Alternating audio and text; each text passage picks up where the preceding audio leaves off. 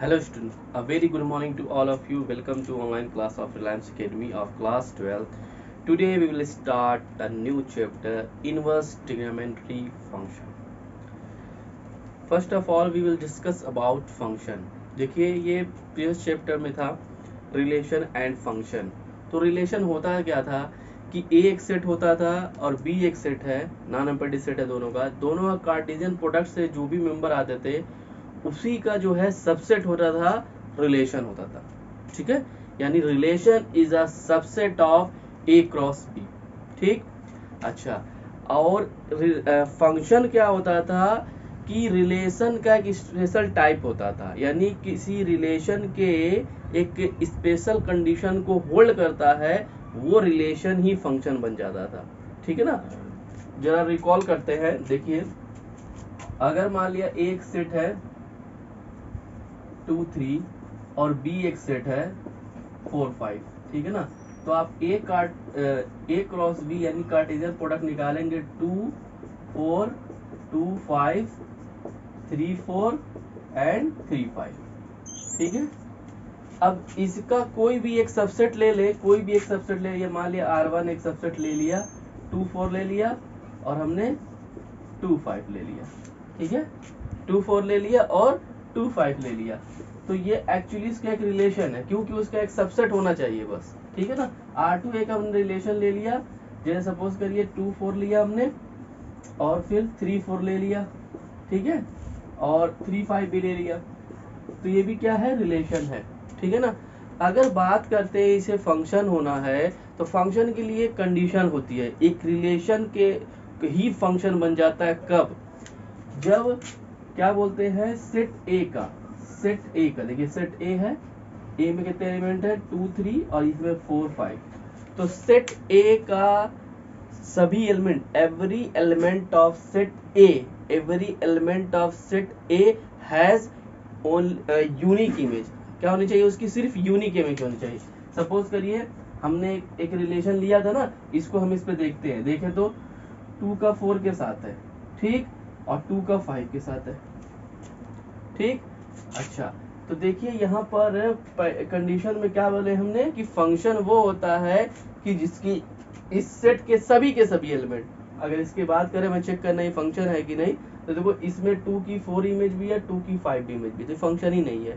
और दूसरी बात, इसमें छूट भी गया है। अगर सपोज करिए इसमें 3 हम ऐड भी कर दें, 3 का हमने 5 ले लिया, चलिए कोई दिक्कत नहीं, तो 3 का 5 ये हो गया, कोई दिक्कत नहीं है। लेकिन ये रिलेशन अभी भी है, लेकिन ये फंक्शन नहीं होगा। क्यों नहीं होगा, क्योंकि दो कंडीशन इसमें होल्ड करनी चाहिए। एक कंडीशन ये है कि एवरी एलिमेंट ऑफ सेट ए, तो एवरी एलिमेंट तो अटैच है इसके साथ, सही है, but every element of set A has a unique image. देखिए 2 की 4 इमेज भी है, 2 की 5 इमेज भी है, तो ये फंक्शन ही नहीं है। तो आप सबसे पहले रिलेशन फंक्शन को पूरा डिटेल में पढ़ लें, फिर इस चैप्टर पे आएंगे। अच्छा, रही बात, हम अब बात करते हैं इनवर्स ट्रिग्नोमेट्री फंक्शन क्या होते हैं।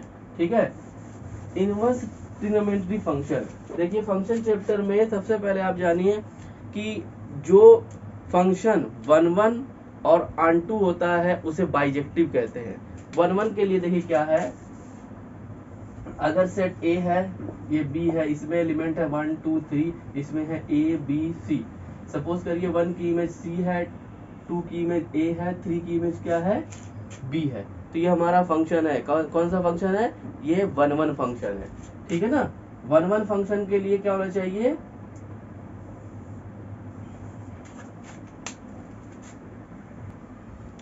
ठीक है, बात करते हैं। देखिए 1 1 फंक्शन के लिए होना चाहिए कि किसी भी इमेज की दो प्री इमेज नहीं होनी चाहिए। जैसे इसमें देखिए क्या है, ए की एक प्री इमेज है, 2 प्री इमेज किसे बोलते हैं, जो सेट ए के एलिमेंट हो तो प्री इमेज होते हैं, और जो उससे बनते हैं, उससे आउटपुट मिलता है, वो इमेज होता है। तो देखिए ए का जो है प्री इमेज 2 है, बी का प्री इमेज 3 है, सी का प्री इमेज जो है 1 है, तो ये एक्चुअली क्या है, हमारा 1 1 फंक्शन है। 4 की प्री इमेज देखिए 1 भी है, 4 की प्री इमेज जो है 2 है। आपको कंफ्यूजन ना होगी, ये फंक्शन है नहीं, फंक्शन है। फंक्शन के लिए बस यही होना चाहिए कि सेट ए का सभी एलिमेंट इससे जुड़ा होना चाहिए और सबकी यूनिक इमेज होनी चाहिए। देखें तो 1 की कितनी इमेज है, 4, 2 की कितनी इमेज है, 4। तो देखिए इमेज भले ही सेम है, बस हमें पता करना है कि सेट ए की कितनी इमेज है, यूनिक इमेज, एक इमेज होनी चाहिए। तो 1 की इमेज 4 भी है और 2 की इमेज 4 भी है, कोई दिक्कत नहीं, ये फंक्शन तो है, ठीक। अच्छा रही बात ये 1 1 है कि नहीं, तो 1 1 के लिए बताए हैं कोई भी एलिमेंट इसमें ऐसा नहीं होना चाहिए जिसकी प्री इमेज 2 हो। देखिए तो 4 की प्री इमेज 1 भी है, 4 की प्री इमेज 2 भी है, ठीक है, तो ये 1 1 तो नहीं है, ठीक। अच्छा ऑन2 के लिए कंडीशन ये थी सेट बी का सभी सारा का सारा एलिमेंट जो होना चाहिए, सारा का सारा एलिमेंट इससे जो है ये किसी ना किसी की इमेज जरूर होनी चाहिए। जैसे मान लिया 4 इमेज है 1 और 2 की, 5 इमेज है 3 की, लेकिन 6 जो है इमेज ही नहीं है किसी की, तो ये जो फंक्शन है ये हमारा ऑन2 नहीं है, ठीक है ना। मैनी वन तो है लेकिन ये ऑन2 नहीं है।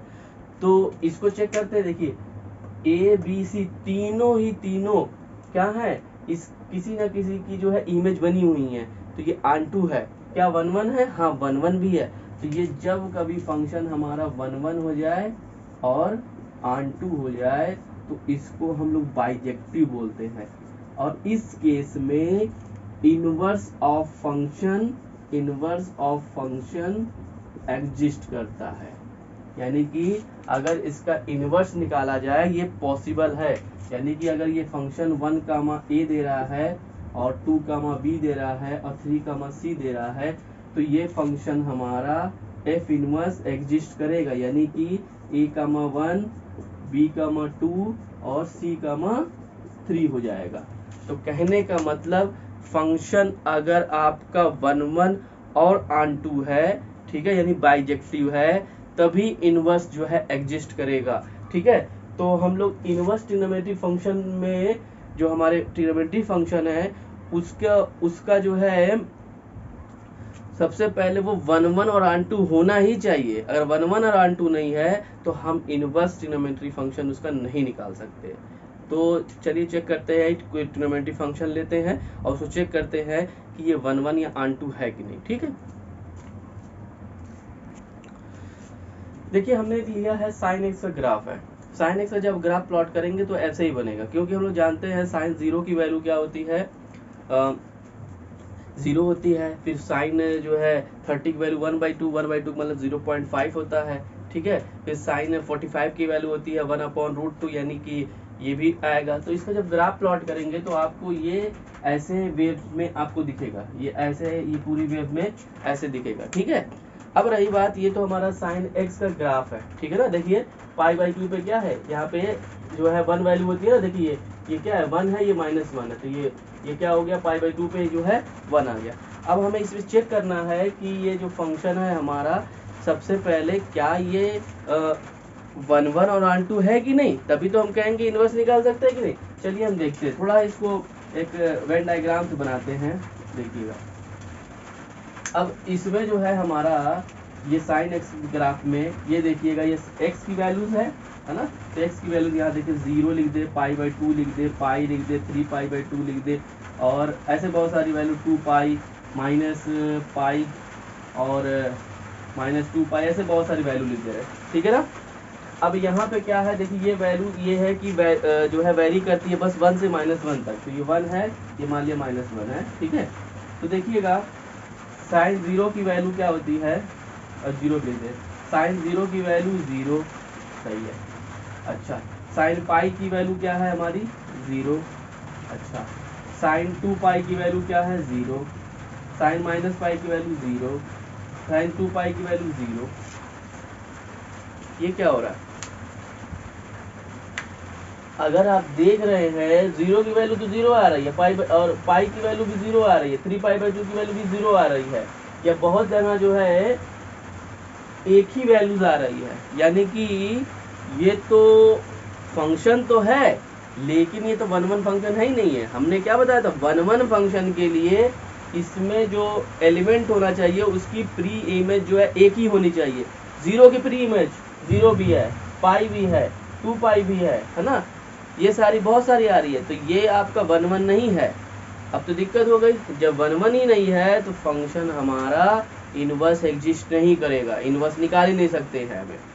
ये फंक्शन ऑन2 तो है, इसमें जितने भी एलिमेंट हैं 1 से -1 के बीच में रहेगा, सारा के सारा तो आ जाएगा, किसी न किसी वैल्यू के लिए देगा। ऑन2 तो है लेकिन 1 1 भी होना चाहिए, अगर 1 1 नहीं है तो हम उसका इनवर्स नहीं निकाल सकते। देख रहे हैं आप फिगर में, कि आपको नहीं दिखेगा, ठीक है ना। अभी स्क्रीन पे ग्राफ आएगा, ग्राफ से भी आप देख सकते हैं कि इसका आउटपुट जो है क्या हो रहा है कि एक ही मिल रहा है, यानी कि कोई ऐसा सिंगल एलिमेंट नहीं उसकी प्री इमेज जो है एक ही हो, तमाम बहुत सारी प्री इमेज मिल रही है, इस वजह से ये 1 1 नहीं है। तो अब क्या किया जाए, तो इसके लिए करते क्या है कि अपने जो ये डोमेन है, ये डोमेन जो चल रहा है रियल नंबर वाला, ये पूरा इसको आप रिस्ट्रिक्टेड कर दीजिए, तब जाके ये फंक्शन जो है आपका 1 1 होगा, अदरवाइज 1 1 होगा ही नहीं। ठीक है, चेक करते हैं, कोई भी हम ऐसा है ट्राई करते हैं। सपोज करो अगर हमने मान ले लिया ये वैल्यू यहाँ से यहाँ तक ले ली, ठीक है, तो देखते हैं x की, देखिए यहाँ कुछ वैल्यू है और y की यहाँ कुछ, सॉरी x की वैल्यू यहाँ कुछ एक है और x की वैल्यू यहाँ है, ये x1 है मान लिया, x2 है, तो x1 अलग है, x2 अलग है, लेकिन देखिए यहाँ पे जो वैल्यूज है fx जो है वो सेम मिल जा रहा है, fx क्या मिल जा रहा है, सेम मिल जा रहा है। तो इसका मतलब डिफरेंट x के लिए fx क्या है, सेम है। तो मान लिया fx जो है यहाँ पे fx1 है और ये क्या है, fx2 है, fx1 fx2 है, ये दोनों तो सेम है। जब x1 x2 आप लेंगे, इसको बनाएंगे, तो यहाँ पे fx जो है क्या हो जाएगा, सेम मिल जाएगा, ठीक है ना। तो इसके लिए मुझे एक ऐसा इंटरवल लेना पड़ेगा, ऐसा जो है रिस्ट्रिक्टेड एरिया लेना पड़ेगा जिसमें जो है हर एक x के लिए अलग अलग fx मिले।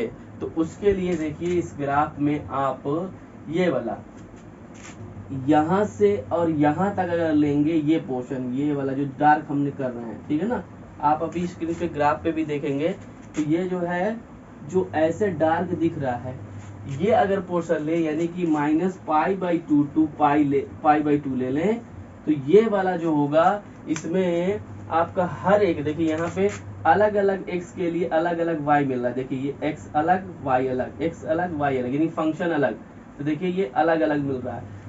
तो ऐसा ही तो होना चाहिए, 1 1 के लिए ही कंडीशन है कि हमें सब जितने भी एलिमेंट है उसकी प्री इमेज एक ही होनी चाहिए। अगर कोई भी अगर हम लेंगे, यहाँ से देखिए माइनस अगर हमने लिया, यहाँ से 0 से लेके पाई के बीच में अगर वैल्यू ले लेते और इसको हमें करना होता कि इसके अंदर फंक्शन जो है 1 1 होगा, तो नहीं होगा, क्योंकि ये पॉइंट आपको ये पॉइंट सेम मिलेगा, ये पॉइंट सेम मिलेगा, ये पॉइंट क्या मिलेगा, सेम मिलेगा। x डिफरेंट के लिए फंक्शन जो है सेम आ जाएगा, जबकि 1 1 नहीं होगा। तो यही जो है रिस्ट्रिक्टेड एरिया है -π/2 से π/2, जिसमें जो है फंक्शन क्या होगा हमारा जो है 1 1 हो जाएगा, और 1 2 तो था ही। तो देखिएगा, अच्छा एक बात और है, अब ये फंक्शन -π/2 से π/2, यानी कि जो डोमेन हमारा r था उसको हमने रिस्ट्रिक्ट कर दिया, अब उसके अंदर फंक्शन हमारा 1 1 हो गया, यानी कि ये इनवर्स एग्जिस्ट करेगा, ठीक है। लेकिन एक क्वेश्चन और दिमाग में आ रहा होगा, जब -π/2 से π/2 तक ये इसमें जो है आपका फंक्शन 1 1 है, तो आपका π/2 से 3π/2 के बीच में तो यही बात है। देखिए ये जो ग्राफ दिख रहा है, ये ऐसे, ये चीज, इसमें भी फंक्शन क्या है आपका 1 1 मिलेगा। इसी तरह से इधर भी 1 1 मिलेगा, इसी तरह से इस तरह के जितने भी इंटरवल ऐसे हैं, सब में क्या मिलेंगे, फंक्शन हमारे 1 1 होंगे। तो क्या ये जो है हम इंटरवल नहीं ले सकते हैं, ले सकते हैं, ये भी ले सकते हैं, ठीक है। यानी कि 1 1 होने के लिए हमारे पास -π/2 से π/2, π/2 टू 3π/2, -3π/2 टू -π/2, ये सारे जो है आ जाएंगे, इसमें भी 1 1 होगा और इसमें भी इनवर्स एग्जिस्ट करेगा, ठीक है। तो इसमें जो पहली वाली वैल्यू है, इसी को हम क्या बोलते हैं, प्रिंसिपल वैल्यू बोलते हैं, ठीक है ना। तो इसमें भी फंक्शन जो है 1 1 है, यानी कि 1 1 हो गया, आन 2 हो गया, फंक्शन जो है क्या होगा हमारा जो है इनवर्स एग्जिस्ट करेगा।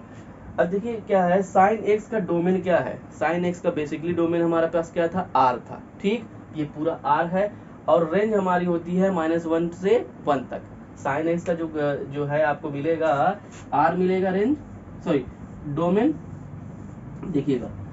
लेकिन अब हमें इस फंक्शन को क्या बनाना था, हमें तो बनाना था इसको कि ये जो है इनवर्स को एग्जिस्ट करे, इसलिए 1 1 बनाना था। इस वजह से डोमेन को रिस्ट्रिक्टेड कर दिए, क्या कर दिए, रिस्ट्रिक्टेड कर दिए। रिस्ट्रिक्टेड का मतलब अब यहाँ पे डोमेन r ना लेके हम लेंगे π/2 टू -π/2 टू π/2, ठीक, और रेंज हमारी अभी वही है -1 से 1, ठीक। तो अब देखिए साइन एक्स जो है डोमेन इसका क्या रिस्ट्रिक्टेड हो गया -π/2 टू π/2 और रेंज इसकी क्या है -1। तो देखिए जब ये 1 और जो है ऑन टू हो गया तब यहाँ पे साइन इनवर्स एक्स एग्जिस्ट करेगा और साइन इनवर्स एक्स की जो है डोमेन जो हो जाएगा वो हो जाएगा -1 से 1 और इसकी रेंज जो हो जाएगी वो हो जाएगी -π/2 टू π/2।